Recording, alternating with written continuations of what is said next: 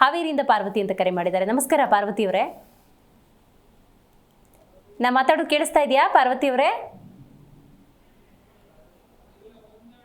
Okay, ಸೌಭಾಗ್ಯ ಅವ್ರು ಕರೆ ಮಾಡಿದ್ದಾರೆ. ನಮಸ್ಕಾರ ಸೌಭಾಗ್ಯ ಅವರೇ. ನಮಸ್ಕಾರ ಮೇಡಮ್. ಓಕೆ, ಗುರುಗಳಿದ್ದಾರೆ, ಮಾತಾಡಿ. ಹಲೋ. ಹಲೋ. ಹಾಂ ಹೇಳಮ್ಮ. ಸ್ವಾಮೀಜಿ, ನನ್ನ ಮಗಳ ಬಗ್ಗೆ ಕೇಳಬೇಕು. ಸೌಭಾಗ್ಯ, ಏನು ಓದಿದ್ದೀರಾ? ಮಗಳ ಬಗ್ಗೆ ಕೇಳಬೇಕು ಸರ್. ನೀವೇನು ಓದಿದ್ದೀರಾ ಅಂದೆ? ನಾವು 7th. ಓಕೆ. ಮಗಳಿಗೆ ನಕ್ಷತ್ರ ಏನು ಮಗಳದು? ಪೂರ್ವಾಷಾಢ ನಕ್ಷತ್ರ. ಎಷ್ಟು ವಯಸ್ಸು? 26. ಏನು ಮಾಡ್ತಿದ್ದಾಳೆ? ಕೆಲ್ಸಕ್ಕೆ ಹೋಗ್ತಾ ಇದೆ, M.Com ಆಗಿದೆ, ಬ್ಯಾಂಕ್ ಕೆಲ್ಸಕ್ಕೆ ಹೋಗ್ತಾ ಇದ್ದಾಳೆ. ಏನಾಗ್ಬೇಕು ಇವಾಗ? ಅದೇ ಮದುವೆ ಬಗ್ಗೆ ಕೇಳಬೇಕಾಯ್ತು. ಮದುವೆ ಬಗ್ಗೆ ಅಂದರೆ ನೀವಿನ್ನೂ ಯೋಚನೆ ಮಾಡ್ಕೊಂಡು ಮಾಡೋಣ ಬೇಡ ಅಂತಾನ ಅಥವಾ ಫಿಕ್ಸ್ ಆಗಿದೆ ಮಾಡೋಣ ಅಂತ ಏನು? ಫಿಕ್ಸ್ ಆಗ್ತಾ ಇಲ್ಲ, ನೋಡ್ತಾ ಇದೀವಿ, ಯಾವ್ದು ಸೆಟ್ ಆಗ್ತಾ ಇಲ್ಲ. ಅಲ್ಲ, ನಿಮಗೆ ಸೆಟ್ ಆಗ್ತಾ ಇಲ್ವಾ? ಬಂದು ನೋಡಿದವ್ರು ಸೆಟ್ ಆಗ್ತಾ ಇಲ್ವಾ? ನೋಡ್ದವ್ರಿಗೂ ಆಗ್ತಾ ಇಲ್ಲ, ನಮಗೂ ಆಗ್ತಾ ಇಲ್ಲ. ಸಾಲಾವಳಿ ಬರಲ್ಲ.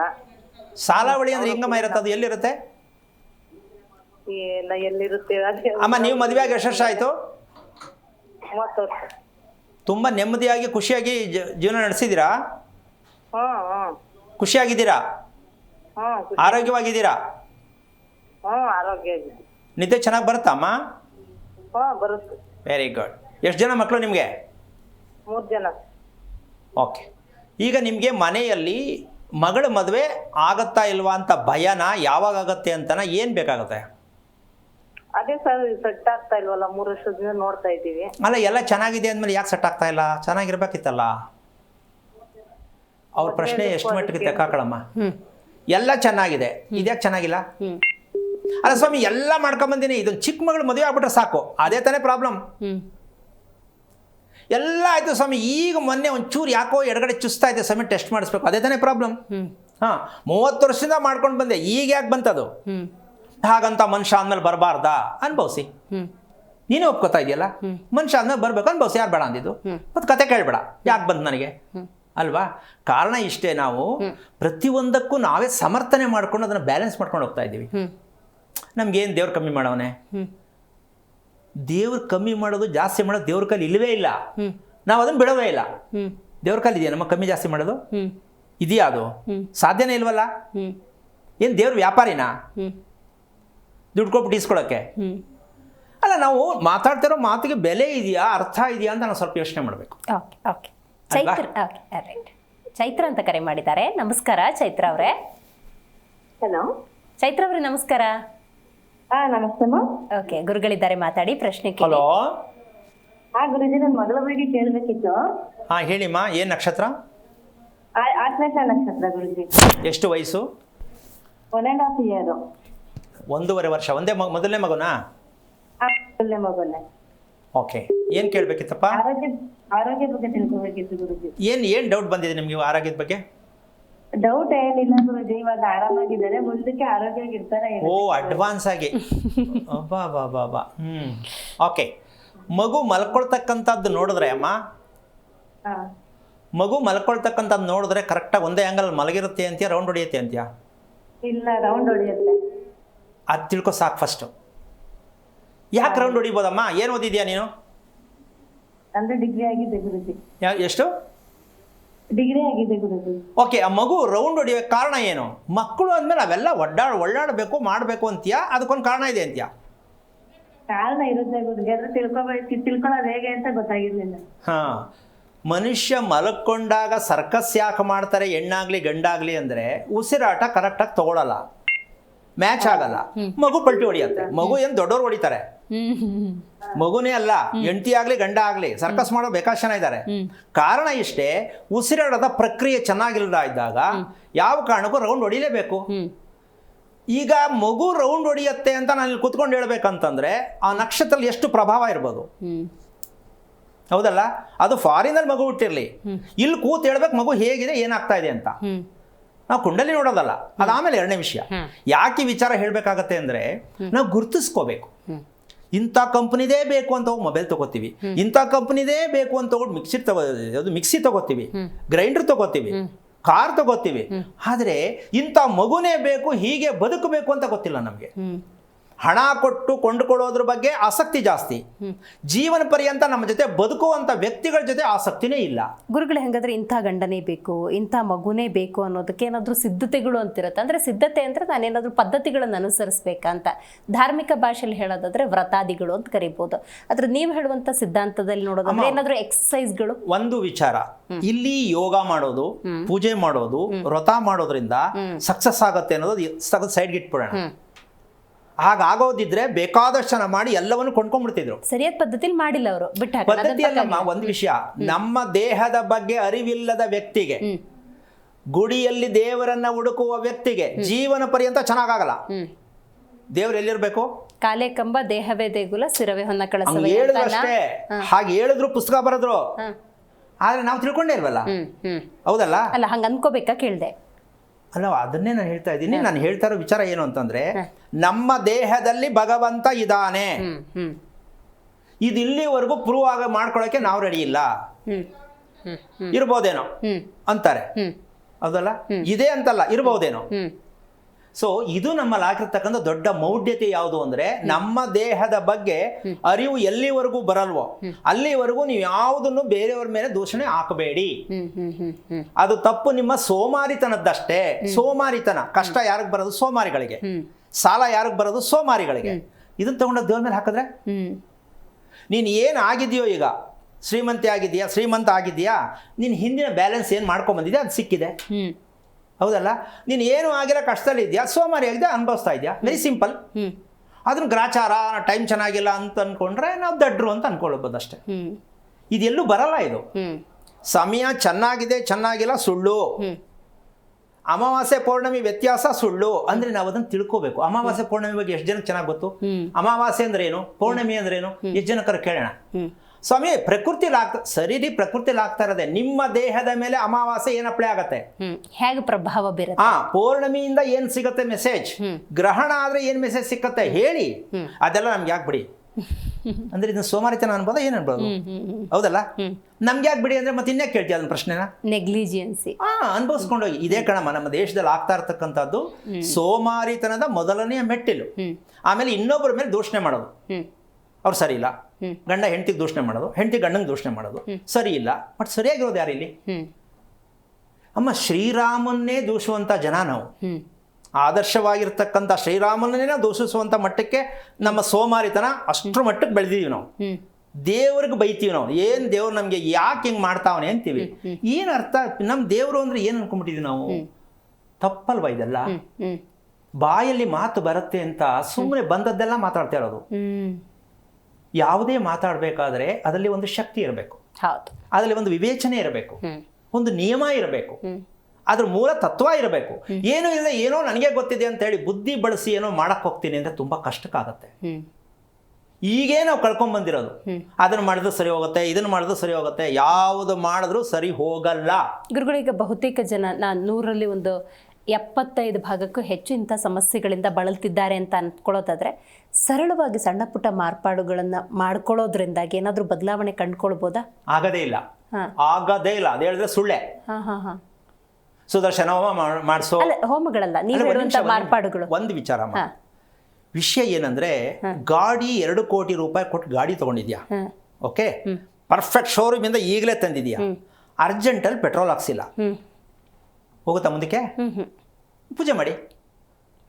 ಹಾಗೆ ಮನುಷ್ಯನಿಗೆ ಬೇಕಾಗಿರ್ತಕ್ಕಂಥದ್ದು ಮನುಷ್ಯನ ಅರಿವು ಮುಖ್ಯ ತಿಳ್ಕೋಬೇಕು.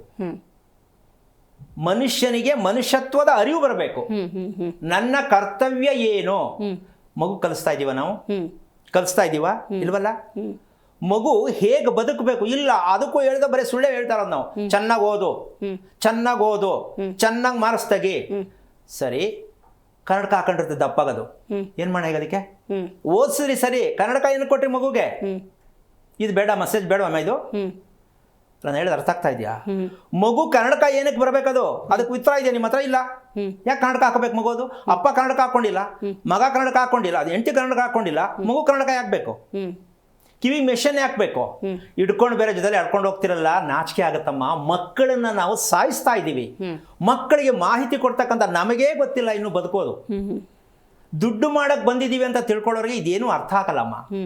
ಏನು ಹಣ ಮಾಡೋಕ್ಕೆ ಬಂದಿರೋದು ನಾನು ಅಂತ ಅವ್ರಿಗೆ ಈ ವಿಚಾರ ಯಾವುದೇ ಕಾರಣಕ್ಕೂ ಆಗಲ್ಲ. ಈಗ ವಿಷಯ ಇಷ್ಟೇ, ಸರಳವಾಗಿ ಏನಾದರೂ ಒಂದು ದಾರಿ ಇದೆಯಾ ಅಂತ ಹೇಳಿ. ಕರೆಕ್ಟ್. ಸರಳವಾದ ದಾರಿ ಯಾವ ಕಾರಣಕ್ಕೂ ಸಿಗಲ್ಲ. ಏನು ಅಂದ್ರೆ ನಿಮ್ಮನ್ನ ನೀವು ಅರ್ಥ ಮಾಡ್ಕೊಳ್ಳೋದು ಅಷ್ಟು ಸುಲಭನಾ? ನೀನು ಏನು ತಪ್ಪು ಮಾಡ್ಕೊಂಡಿದ್ಯಾ, ನಿನ್ನ ದೇಹದಲ್ಲಿ ಏನೇನು ಆಗ್ತಾ ಇದೆ ತಿಳ್ಕೊಬೇಕಲ್ಲಮ್ಮ, ಅದನ್ನ ಮಾಡ್ಬೇಕಲ್ಲ. ಬೇರೆಯವರು ಒಬ್ಬರನ್ನ ಸರಿ ಮಾಡ್ತಾರೆ ಸುಳ್ಳು, ನಾನು ಒಬ್ಬ ವ್ಯಕ್ತಿಯನ್ನು ಸರಿ ಮಾಡ್ತೀನಿ ಸುಳ್ಳು.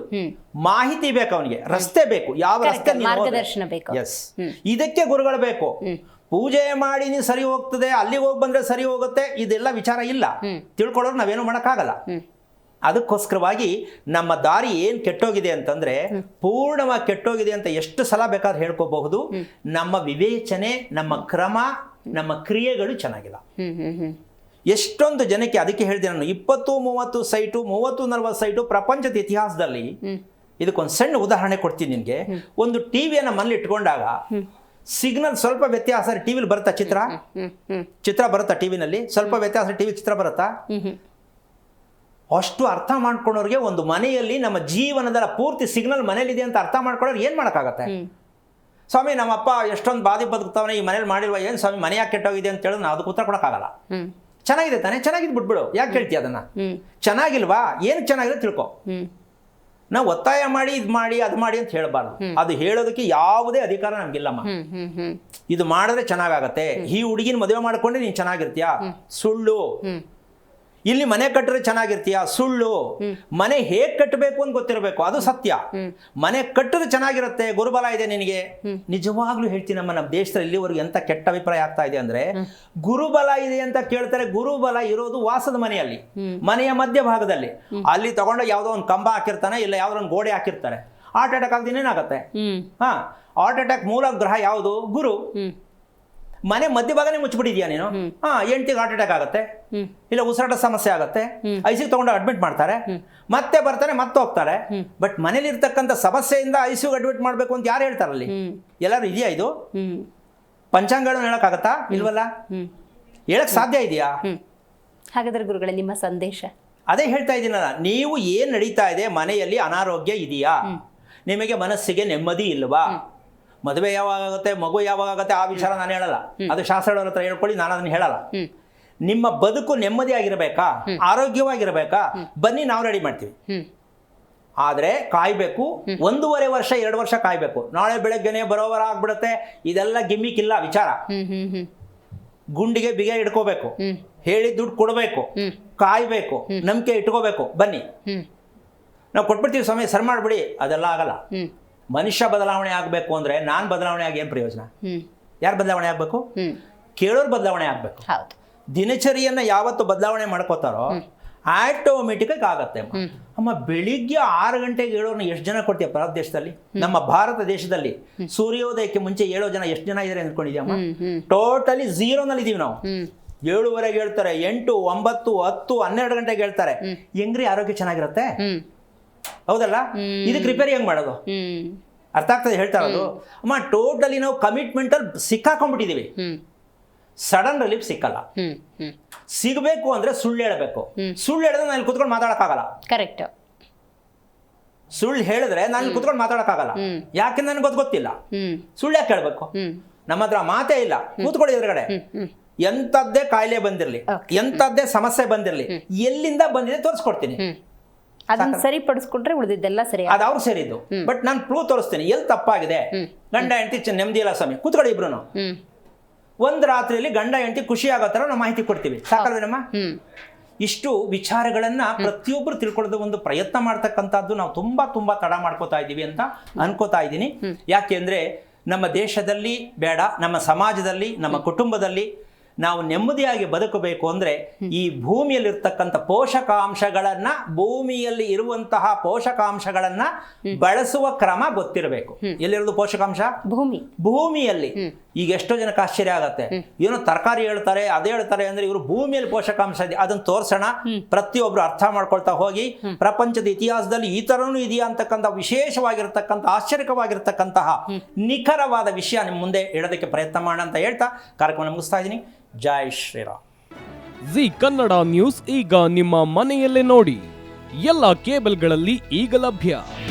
ನಿಮ್ಮ ನೆಚ್ಚಿನ ಜೀ ಕನ್ನಡ ನ್ಯೂಸ್ ಈಗ ಸನ್ ಡೈರೆಕ್ಟ್ ನಲ್ಲಿ number 292, Tata play number 1664, Jio TV number 1334, NXT digital number 30, in cable number 30, city networks 51, U digital number 162, GTPL number 17, Rockline telecommunications number 42, Shri Basaveshwara cable number 168, rural cable network 60, Vinayaka digital 57, Abhishek cable 821, city channel 53, Siddeshwara cable network 57, V4 digital Infotech 628, Surya digital networks 53, Gajanan digital number 836, Malnad Infotech private limited number